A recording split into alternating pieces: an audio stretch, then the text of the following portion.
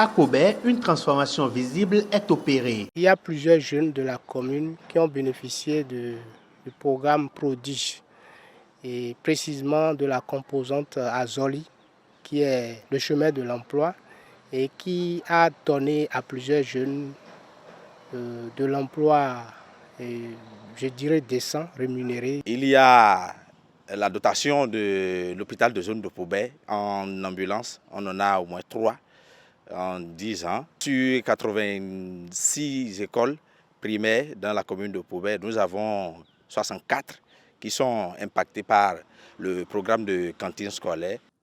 Les réalisations concrètes et palpables redonnent confiance aux populations. À Kobé, on avait un seul terrain de foot. Aujourd'hui, on en a 2.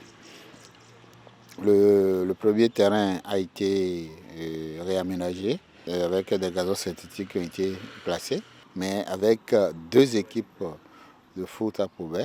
Nous avions la chance à Kobé d'accueillir la station de production d'énergie photovoltaïque.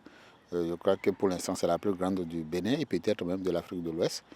On est déjà à 75 MW de production journalière. À 7 km à l'ouest de Kobé se dresse la commune d'Adjawéré, terre du palmier à huile et d'autres cultures. Les entretiens périodiques des pistes rurales dans la commune d'Adjawéré, dans tous les 6 arrondissements. Aussi l'électrification de 4 villages, dont Ouédamé, Ologor, Igboroko et Abadago.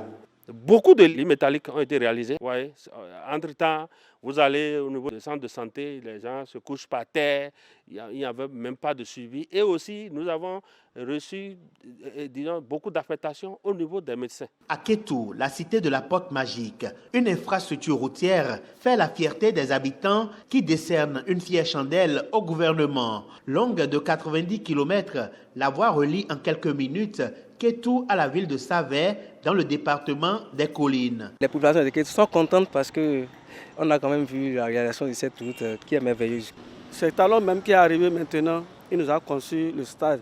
On est content de lui. Kétou, c'est aussi la maison du Guélédé qui prend progressivement corps. Les réalisations du gouvernement béninois de 2016 à ce jour ne sont pas que physiques, soulignent les habitants du plateau.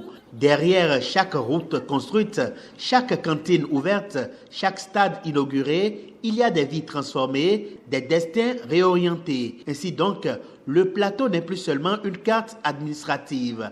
Il est devenu un espace de progrès, un laboratoire de solidarité.